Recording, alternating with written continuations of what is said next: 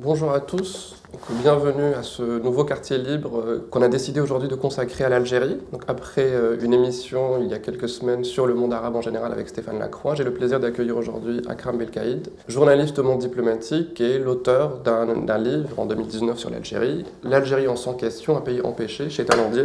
Bonjour Akram. Bonjour. Merci beaucoup d'être avec nous aujourd'hui. Merci de m'accueillir.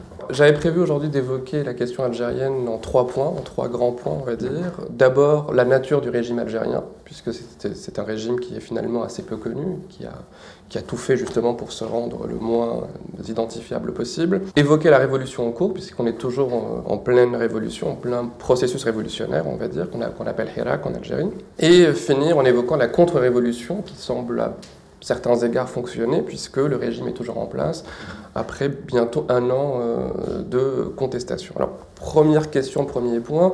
Donc, tu évoques dans ton livre un pays empêché, donc l'adjectif est finalement, j'ai envie de dire, particulièrement pertinent, puisqu'on a vraiment affaire à une sorte de frustration structurelle que tu évoques dans le livre, frustration économique, sociale, etc. Est-ce que tu as l'impression que, justement, cette révolution est faite pour sortir de cette frustration, de cet empêchement que tu évoques dans le livre, de ce blocage, finalement, que subit le peuple algérien depuis des décennies? C'est clair, oui. Au début, les gens sont sortis dans la rue pour dire non à un 5e mandat de Abdelaziz Bouteflika. Mais très vite, les revendications ont porté sur la nature même du système et sur le fait que les Algériens savent qu'ils vivent dans un système qui les corsette, qui les empêche finalement de se réaliser et qui empêche le pays lui-même de se réaliser. Et effectivement, depuis février 2019, on assiste à une tentative de casser ces barrières, qu'elles soient visibles ou invisibles, qui empêchent l'Algérie d'être ce qu'elle devrait être. C'est-à-dire un pays finalement qui a énormément d'atouts, d'avantages, l'énergie, l'eau, mais aussi les hommes. Et c'est un pays qui tout de même est en retard dans plein de domaines. Et les gens qui manifestent, les gens qui revendiquent une modification du système politique en ont conscience. Et donc cet empêchement, ils le sentent bien. Et d'ailleurs, les logiques qui s'affrontent aujourd'hui entre manifestants et le régime lui-même procèdent de cet empêchement. C'est-à-dire que, d'une certaine manière, le régime veut maintenir le statu quo derrière l'habituel discours du changement et des promesses de changement. En réalité, ce que veut ce régime, c'est le statu quo. Au-delà de la frustration finalement que tu évoques infligée au peuple algérien, on a l'impression que politiquement, le régime algérien est allé plus loin en s'autonomisant politiquement du peuple algérien, en gardant une sorte de monopole du pouvoir sans jamais impliquer au minimum, j'ai envie de dire, le peuple algérien.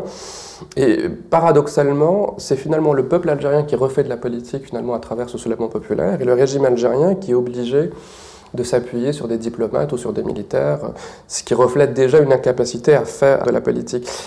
Est-ce qu'il est contraint finalement de se ressaisir de la question politique aujourd'hui, le régime algérien? Ce qu'il faut bien comprendre, à mon avis, c'est que le fait politique a disparu depuis longtemps du terrain national. C'est-à-dire que, alors que les Algériens ont, à une période de leur vie, de la vie de leur pays, était très politisée, petit à petit, la politique a perdu ses droits, de par la répression, mais aussi de par l'inertie engendrée par les 4 premiers mandats d'Abdelaziz Bouteflika, qui a réussi à vider de sa substance la vie politique. Dans les années 2000 et depuis les années 2010, ce qui était saisissant, c'est l'absence de débat politique, l'absence de confrontation, de visions opposées et même de discussions sur ce que devrait être la société, les projets du pays.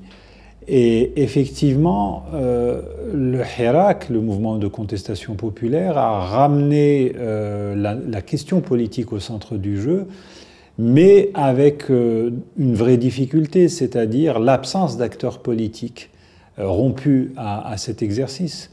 Comme tu l'as dit, un pouvoir qui ne faisait pas de politique en réalité, qui avait des mécanismes d'auto-perpétuation, mais qui ne faisait pas de politique, et des partis politiques, notamment d'opposition, incapables, parce que réprimés, parce que divisé, parce que noyauté de l'intérieur, incapable de prendre le relais du mouvement populaire.